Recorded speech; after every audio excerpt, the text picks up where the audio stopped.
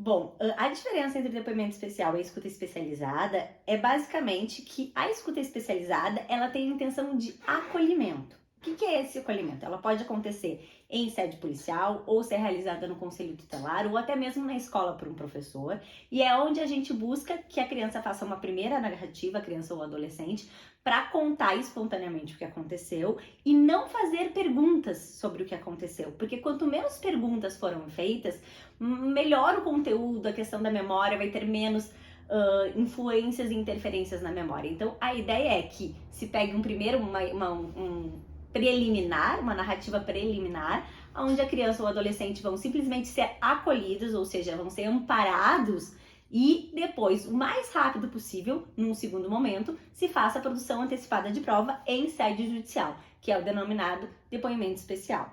Então, dentro disso, a escuta especializada, ela não tem uma função investigativa, ela não é regida por um protocolo de entrevista, como é o caso do depoimento especial, e basicamente ele é um momento de acolhimento, aonde vai se emitir um relatório do que aconteceu e preparar a criança num segundo momento para que ela seja ouvida da forma, então, prevista em lei na antecipação de prova, que é o depoimento especial. O mesmo profissional que faz a escuta especializada pode fazer o depoimento especial, especialmente em cidades menores? Bom, é importante reforçar também em relação aos profissionais. O ideal é que o profissional que faz a escuta especializada não seja o mesmo que faz o depoimento especial. Por quê? Porque existe aí uma tendência do viés confirmatório. O que é o viés confirmatório? É quando a gente tem uma informação prévia e a partir dessa informação prévia, num segundo momento, nós só queremos confirmar aquilo. Como a gente, no depoimento especial, ele tem um caráter pericial investigativo, o objetivo não é confirmar, é a partir do uso de um protocolo, que é o Protocolo Brasileiro de Entrevista Forense, que é utilizado hoje, se possa ter os dados da forma mais neutra, mais pura e menos enviesada. Se eu já tenho essa informação anterior, ou seja, se eu já sei o que aconteceu anteriormente e eu for para o depoimento especial, eu já vou com aquela ideia de que aquilo é verdade, que aquilo aconteceu. Então, o ideal é que não seja feito por mesmo profissional. Ao contrário, o indicado é que sejam feitos por profissionais diferentes, inclusive que não tenham conhecimento nem da criança, nem da situação. Quanto mais neutro esse profissional tiver, mais seguro e mais garantido que aquele depoimento ele vai vir sem vieses, interferências, ou seja, de forma mais legítima e verdadeira.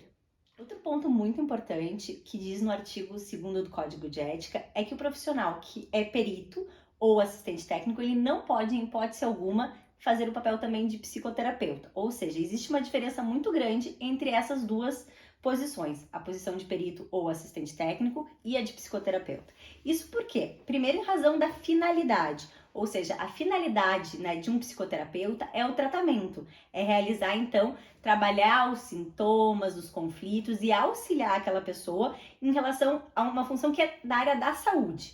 Quando a gente está falando de um perito ou de um assistente técnico, ele não está a serviço da saúde, ele tá a serviço da justiça. Ou seja, ele está trabalhando ali não com a intenção de tratar aquele sujeito, mas com a intenção de fornecer, seja uma documentação técnica, seja um entendimento técnico que garanta um esclarecimento para a justiça. Ele não tem uma finalidade que é terapêutica, portanto, ele não pode confundir esses dois papéis.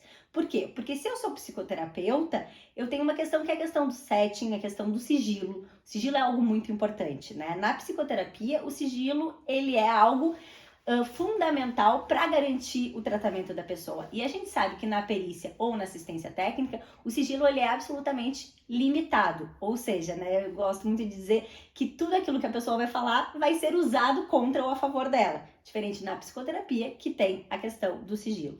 Também tem a questão do setting pericial. O que é o setting, né? É o local onde acontece. Então, como eu disse, na psicoterapia, aquilo ali é um lugar seguro, é um lugar onde exclusivamente existe a função do terapeuta e do paciente ou do cliente, né? Com a ideia de tratamento. No caso de uma perícia, de uma assistência técnica, o papel do perito é um papel neutro, ou seja, é de alguém que está a serviço do juiz para tirar alguma dúvida técnica, algum entendimento que vai servir para a justiça.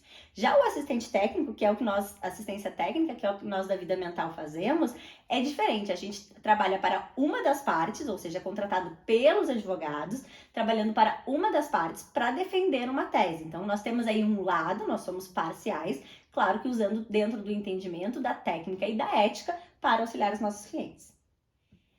Quando acontece, né, de uma cidade pequena do interior, por exemplo, o judiciário pedir que o mesmo profissional ele faça os 3 papéis ou 2 papéis, seja de perito, seja de terapeuta, né, ou seja de assistente técnico, enfim, esses papéis eles não podem ser feitos em conjunto. Então, é muito importante que o profissional também tenha a capacidade de negar e pedir que seja feito em precatório, ou seja, numa outra cidade, numa outra comarca, para que aquele tratamento seja, de fato, o mais isento possível. Então, não se recomenda tecnicamente, de forma alguma, que essas pessoas ocupem esse mesmo papel, inclusive, né, ferindo aí o artigo 2º do Código de Ética do Psicólogo.